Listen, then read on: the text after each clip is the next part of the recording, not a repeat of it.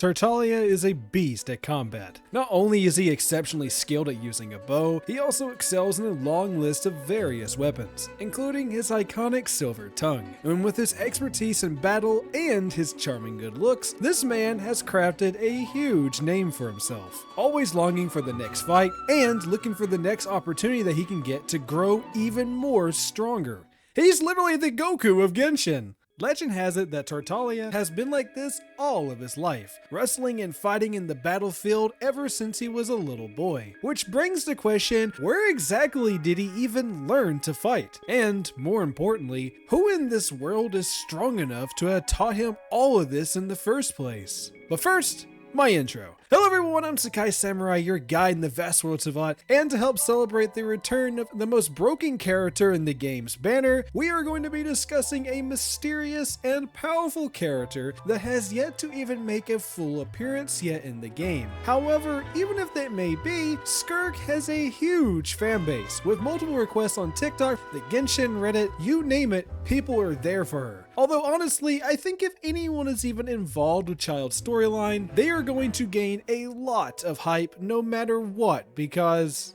you know, it's Childe. Anyways everyone, let's jump into the story.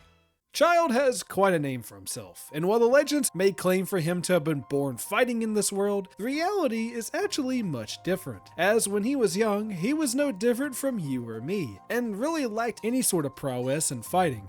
Though this would quickly change as he would grow bored with his dull life, looking to find adventure and to make a name out of himself. He would set off into the great snowy forests of the unknown, carrying with him a shield, a small short sword, and some bread for the trip. Heading into the wilds of Snezhnaya is extremely dangerous, however, and young Ajax would find this out firsthand, as he would quickly get lost within the frozen tundra. And even worse, it wouldn't take long for him to end up in peril. Childe would be pursued by wild packs of ravenous hungry wolves and rampaging grizzly bears. And while he was fleeing for his life, his world would go on to change forever, as he would suddenly lose his footing in the cold snow and fall straight into a strange crack that would lead him deep into the earth. Below the surface world lied an entirely different existence. Submerged in the frozen dark abyss, Childe, who was no doubt drenched in fear and confusion, would wander into the dark until he would stumble across a woman. This woman would none other be the mysterious swordswoman herself. The dark figure would announce her name to be Skirk, who would go on to take the young frightened boy underneath her wing, teaching him to fend for himself and how to properly carry his sword. But more so, she would train him into becoming what he had always dreamed of being, a warrior. She would bestow legendary techniques onto him, showing him the arts of combat that one could even say was done by the work of the Abyss itself. The woman also wasn't much for conversation, with the atmosphere always having a very serious and suppressed tone when he was engaged with his new master. And when young Ajax would go on to ask the woman why she had spared and formed him into her apprentice, she would merely claim that he had awakened it, and that he had still contained traces of it within him. And sadly, over the next 3 months, Childe never really figured out what it was. Though at the time he does remember speculating that she was talking about the visions of a colossal whale that he had seen in his dreams when he had first landed in the dark abyss. Though in reality, there are many speculations on what exactly Skirk even wanted with the boy. She could have simply taken pity on him for being lost in the abyss, and saw his potential and power for how hard he was willing to push himself. However, where's the fun in that? So now let's spice things up a bit with some theories. She had knowledge unlike that of a typical human, and with her residing here in the collapsed abyss, would bring much speculation onto her on whether or not she could even have ties to Khaenri'ah. This could help answer how someone had survived alone down here in the dark void, with the celestial curse keeping her from ever properly dying. However, I believe that her story can go far deeper than that, where I could even see in the theory that Skirk might not really even be a human, as has been claimed by Enjo that creatures of the Abyss are able to take on the shape of humans themselves. So, is Skirk an abyssal entity? Well, it's hard telling, though his fourth character story does feel as if they could be hinting to something like that, stating that perhaps the Dark Realm itself had sensed the burning ambition within his heart, which could be a small nod at the possibility of her being sent as a creation from the Abyss itself. Skirk would also train Childe his signature fighting talent, known as the Foul Legacy.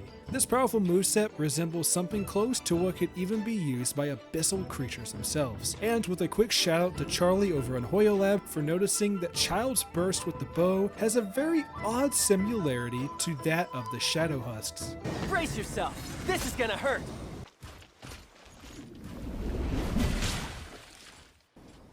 Saate!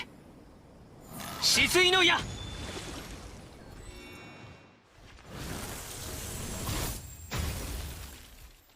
Though with all that being said, it doesn't really mean that she is one. Rather that she could have simply crafted her techniques off of the beasts that she had dealt with in the dark corners of the world. It is also said that she hails from an ancient hostile land, known as the Dark Realm, which is often referred to as being the darkest spots that can be located all over the planet, where little light can ever be seen from within.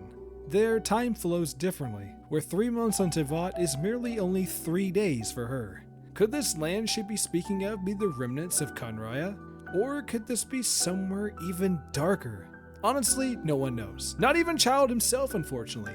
And trust me, he's tried. He has made numerous attempts to trace back where he had first found her at, or at least where the divide was that he had fallen into. Yet after all the searching, he had come back with nothing. One thing is still for certain though, Childe still hopes for the day to meet his former master once again. And in his typical fashion, he really wants to fight her. Though hilarious enough, he even states that the woman could still absolutely win the duel, with his voice line claiming, It's been years since I last saw my master.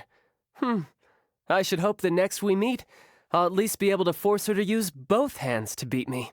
Showcasing that she is obviously still far stronger than him. Or maybe he's being humble, but we all know that Childe doesn't do that.